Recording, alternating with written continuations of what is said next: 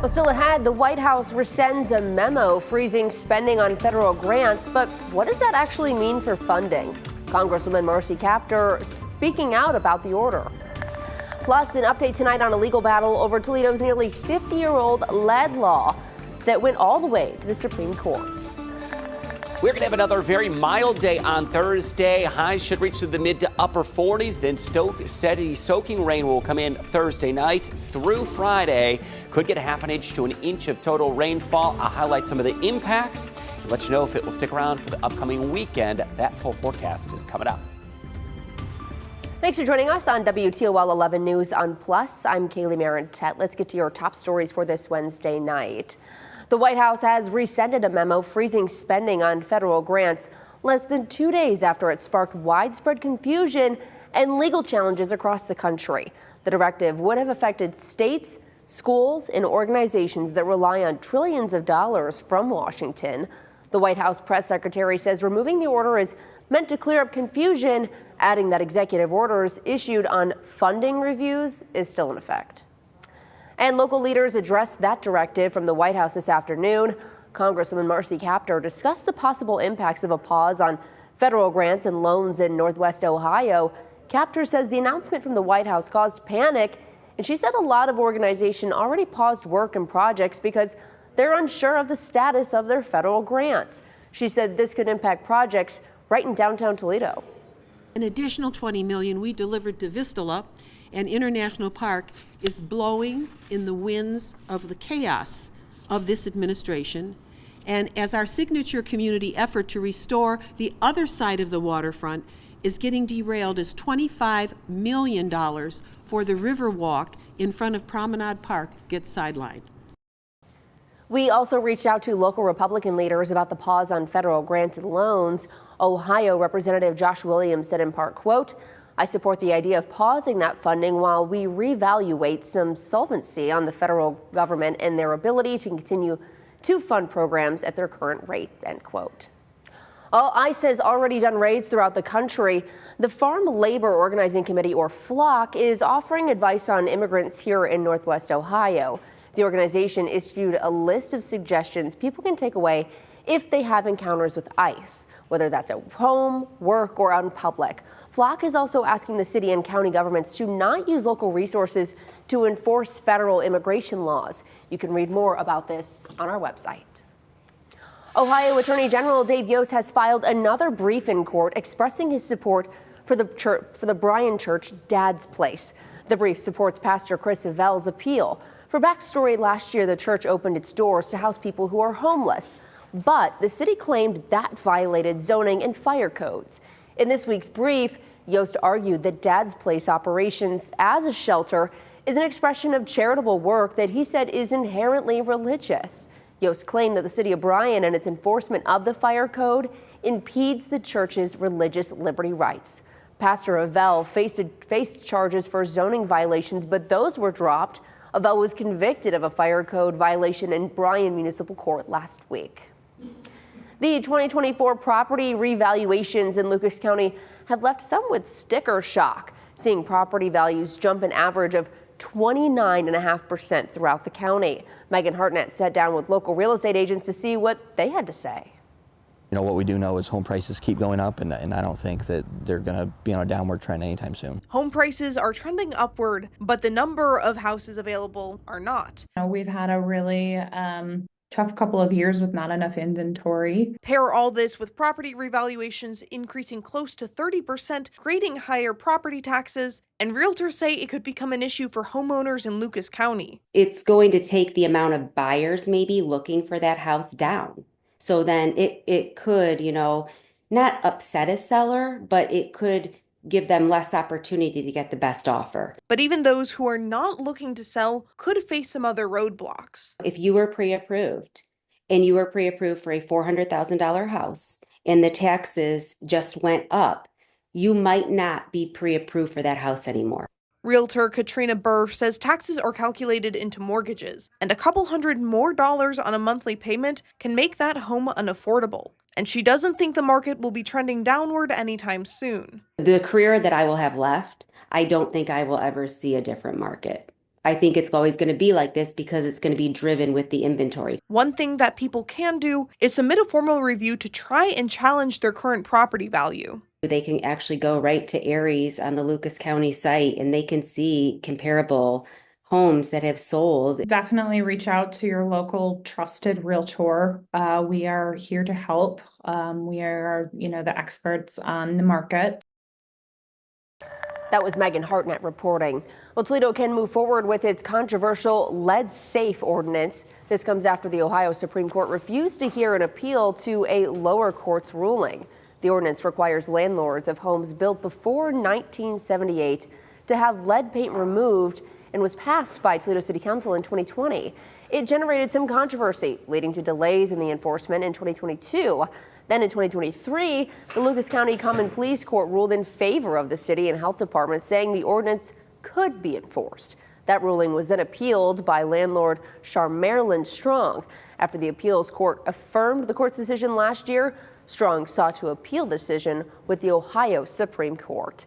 The Toledo law director released this statement to WTOL 11 today. It reads in part, quote, "The city passed the law to help avoid the serious consequences of children being exposed to lead-based paint. We have not been enforcing the law because of the uncertainty created by the litigation. We are in the process of setting new compliance deadlines and are considering some administrative changes to help make our community more lead safe," end quote. In the meantime, the Toledo Lucas County Health Department tells us they support the city with enforcement. Chris? Kaylee, we're going to have a quiet day as we go to Thursday, so buckle up. Things are going to be changing fairly quickly Thursday night and into Friday. It's going to be the form of some steady or soaking rain. I'll highlight the impacts of this, where we could get a half an inch to an inch of total rainfall. Some ice jams could become a rising risk, especially if we enter toward the higher end of those rainfall totals.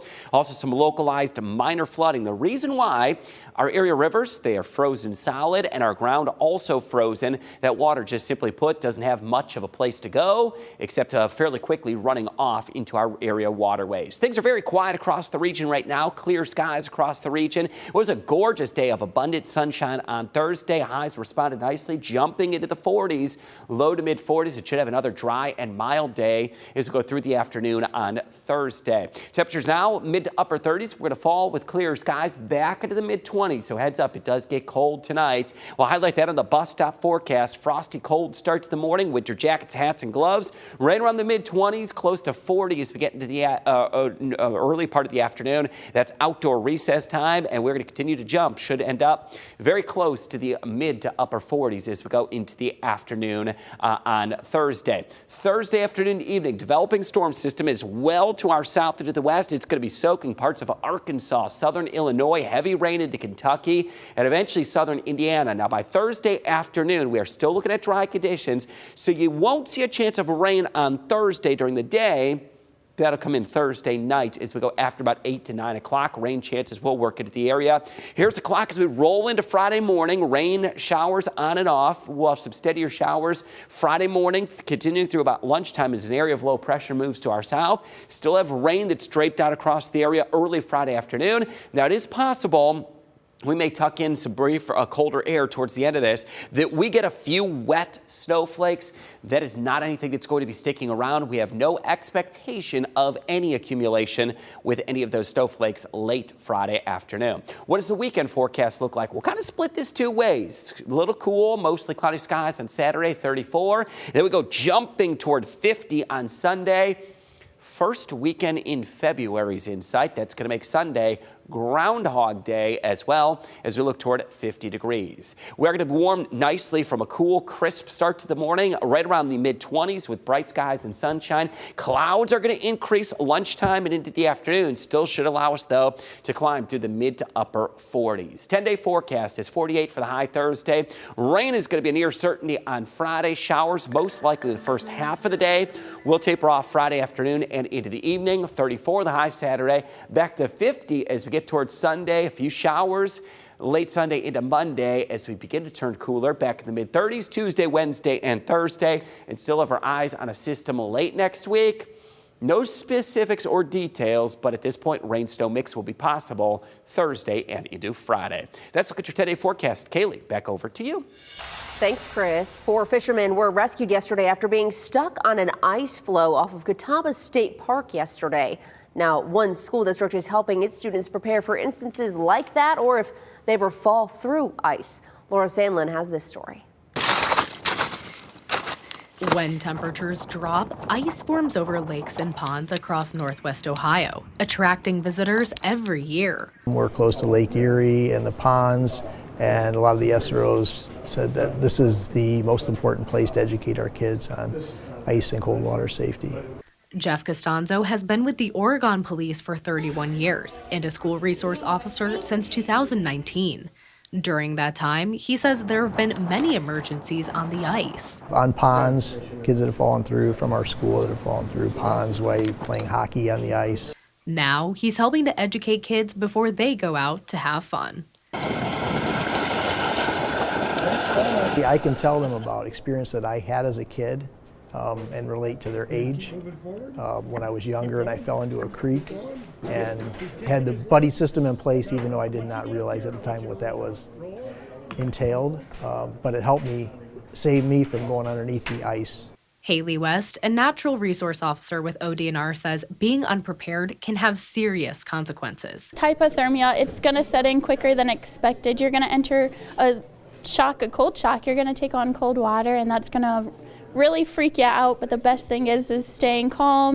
If you find yourself in that situation, West says to focus on your breathing, stay calm, and exit the water the same way you came in. Then slowly begin warming yourself up. With dry clothes, warm blankets, a little heat, the biggest thing is don't rush it. We want people to plan ahead. We want them to have things in place because unfortunately too many people don't have things in place, and that's when you have critical incidents. The Federal Reserve announced it is holding off an expected interest rate cut. It's the first key decision from the central bank under President Donald Trump's second term, and the president did call on the feds to bring rates down. Officials are still saying they are confident inflation will eventually reach their 2% target, although not yet. Some General Motors workers are seeing the benefits of recent contract negotiations. They're getting profit-sharing checks that could be as much as $14,500. The company agreed to pay members of the United Auto Workers $1,000 per every $1 billion of profit the company makes. And with GM pulling in $14.5 billion last year, that means a big check for union members in return. UAW Local 14 President Tony Toddy says the union is still waiting to see if the Trump administration will impact operations in Toledo. Production for electric vehicles is set to take place at Toledo Propulsion Systems, but President Trump ended electric vehicle incentives from the Biden administration on his first day in office. A GM spokesperson tells our team the company doesn't plan to make any changes. The Imagination Station in downtown Toledo is still closed. This comes as the Science Center continues dealing with the aftermath of a water main break. The Imagination Station has been closed since January 22nd. And officials tell us the building suffered some damage on the first and second floors, along with an outdoor patio area. The city owns the building and is responsible for replacing the line. The Imagination Station posted on Facebook today that it will be sharing some fun activities for kids to do throughout the week on their social media pages. We will bring you updates when we learn when it's expected to reopen. The Toledo Museum of Art has a chance to be called one of the top museums in the nation. USA Today has nominated the Toledo Museum of Art to be part of its Reader's Choice 10 Best Art Museums in the nation. The Toledo staple has been around since 1901, always bringing in a revolving door of different styles of art. It also brought attention to local artists. And because of that exhibit, I got a lot